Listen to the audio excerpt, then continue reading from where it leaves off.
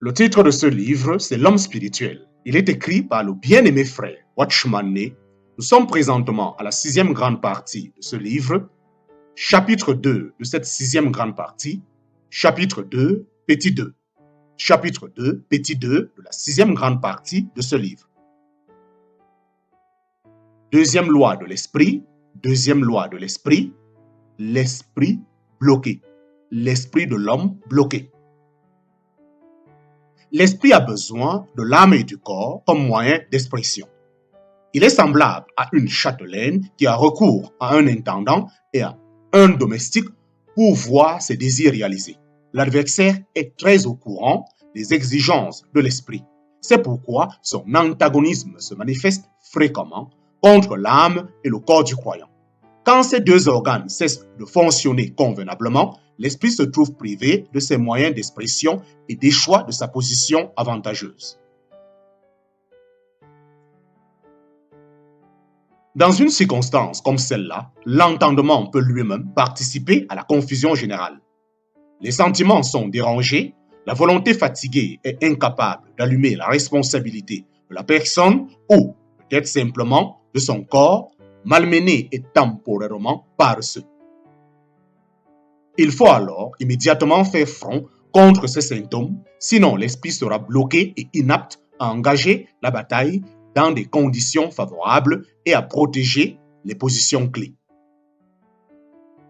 Peu après l'immobilisation de l'esprit, le croyant perd son mordant, se montre timide, cherche à se cacher et prend rarement une initiative au grand jour. Il aime se tenir sur la réserve sans qu'on s'aperçoive de sa présence. Peut-être qu'il s'imagine avoir découvert quelque chose, mais il ne réalise pas qu'en réalité, son esprit est bloqué. Il ne manifeste aucun intérêt pour la lecture de la Bible et ses prières sont embarrassées. S'il pense à son œuvre ou à ses expériences antérieures, elles lui paraissent dépourvues de sens, visibles même. Pour peu qu'il laisse cette situation se prolonger, il sera pris à partie encore plus violemment par l'ennemi. Et si Dieu n'intervient pas, en réponse à ses prières et à celles de son entourage, il sera bientôt suffoqué spirituellement. Faute de lumière, sa réaction dernière sera peut-être ce qu'elle est trop souvent. Il abandonnera la partie. Cependant, comme aucune expérience de ce genre ne se produit sans cause, mieux vaudrait pour lui faire l'effort de la rechercher et de ne pas se laisser dominer plus longtemps par cet antagonisme. Pour trouver l'issue de cette situation, le chemin passe probablement par un mouvement résolu des résistances à haute voix. Il faut y mettre de la détermination et proclamer la victoire sur la croix et la déroute des forces adversaires. En y mettant tout son cœur, en s'opposant corps et âme à cette mainmise sur son homme intérieur, il découvrira que la prière reste le vrai moyen de libérer son esprit, mais dans une situation comme celle-là, il ne faut pas craindre d'entendre sa propre voix en se prévalant du non-vainqueur du Seigneur Jésus. Un vigoureux effort de l'esprit finira par force. Un vigoureux effort de l'esprit finira par forcer le blocus. Troisième loi de l'esprit, empoisonnement de l'esprit. Empoisonnement de l'esprit. La chose peut se produire. Ce poison est un trait enflammé du malin visant directement notre esprit. Il est destiné à nous faire sombrer dans la tristesse, l'affliction ou le découragement. La souffrance intérieure est aiguë. Or, l'esprit abattu, qui le relèvera? En parenthèse, Proverbe chapitre 18, verset 14. Il est très risqué d'accepter passivement n'importe quel accablement et de l'attribuer sans autre à notre propre nature. Aucune pensée morose, aucun sentiment ténébreux ne doivent être traités à la légère. Si nous voulons marcher selon l'esprit, notre vigilance doit être sans défaillance et nous devons nous efforcer d'identifier la source de toutes nos sensations. Satan nous incite parfois à raidir nos positions. Notre esprit devient dur, étroit, obstiné, replié sur lui-même. Un tel esprit ne saurait collaborer avec Dieu. Comment le Saint-Esprit pourrait-il s'en servir? Une attitude fréquente chez les croyants, c'est de cultiver un grief à l'égard d'une personne qui aurait droit à notre pardon. Cette inimitié inflexible a porté un coup fatal à plus d'une vie spirituelle. Si les chrétiens ne se rendent pas compte qu'un tel sentiment ne procède pas de leur propre cœur, mais de l'origine diabolique, ils n'en seront jamais délivrés. Une attitude fréquente chez les croyants, c'est de cultiver un grief à l'égard d'une personne qui aurait droit à notre pardon. Cette inimitié inflexible a porté un coup fatal à plus d'une vie spirituelle. Si les chrétiens ne se rendent pas compte qu'un tel sentiment ne procède pas de leur propre cœur, mais est d'origine diabolique, ils n'en seront jamais délivrés. D'autres se laissent parfois gagner par un esprit d'étroitesse.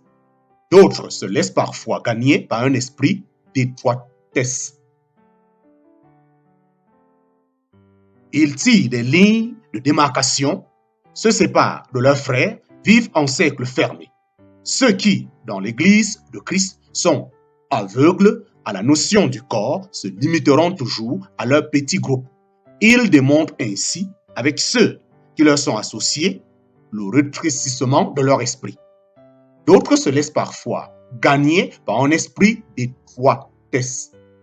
Ils tirent des lignes de démarcation, se séparent de leurs frères, vivent en cercle fermé. Ceux qui, dans l'Église de Christ, sont aveugles à la notion du corps se limiteront toujours à leur petit groupe. Ils démontrent ainsi, avec ceux qui leur sont associés, le rétrécissement de leur esprit.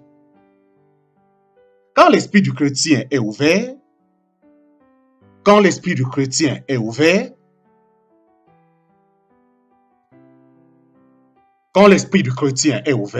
le fleuve de la vie déborde. S'il se resserre, il entrave l'œuvre de Dieu. Un esprit qui n'est pas assez grand pour embrasser tous les enfants de Dieu est déjà empoisonné. Souvent, Satan injecte de l'orgueil dans l'esprit du croyant. Il en résulte une attitude de prétention et de suffisance. Elle le provoque à se regarder comme un personnage de premier plan, indispensable à l'œuvre de Dieu.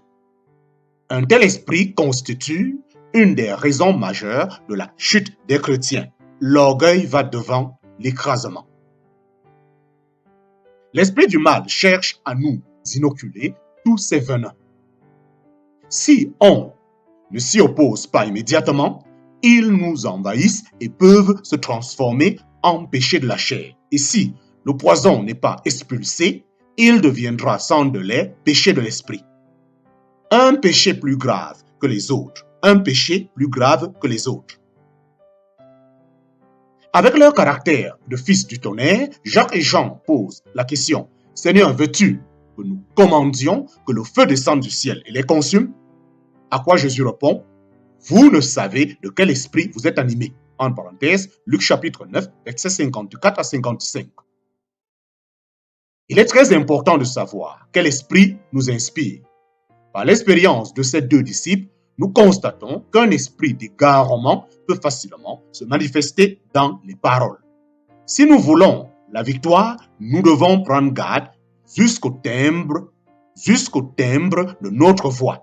Dès que le mauvais esprit touche notre esprit, elle perd sa douceur. Comment avons-nous l'habitude de nous comporter? Sommes-nous capables de parler de notre prochain? Sommes-nous capables de parler de notre prochain sans une nuance condamnation? Les mots peuvent exprimer des faits réels, mais derrière leur exactitude, ne sent-on pas souvent percer un esprit de critique, de jugement, d'irritation ou de jalousie? Ce qui compte le plus, c'est ce qui est derrière les manifestations sensibles. Que de fois nous péchons tout en faisant quelque chose pour Dieu ou pour les hommes parce qu'un esprit, mauvaise volonté, d'infidélité ou de rancune se cache à l'arrière-plan. Notre esprit doit être maintenu doux et tendre. Il doit être pur et prompt. Quand nous constatons que notre voix tourne à l'aigre, nous devons immédiatement nous arrêter. S'il nous répugne de dire à nos frères « j'ai tort », notre esprit reste englouti dans son péché. Les enfants de Dieu doivent apprendre à préserver leur esprit des excitations de l'ennemi. Ils doivent savoir le garder modéré et sensible. Précaution élémentaire. Précaution élémentaire. Se munir attend du bouclier de la foi pour se protéger contre les traits enflammés du malin. Cela suppose l'habitude de recourir rapidement à une foi vivante pour s'assurer de la protection de Dieu et pour résister victorieusement aux attaques de l'adversaire. Naufrage de l'esprit. Naufrage de l'esprit. Quand l'esprit se trouve peu à peu submergé,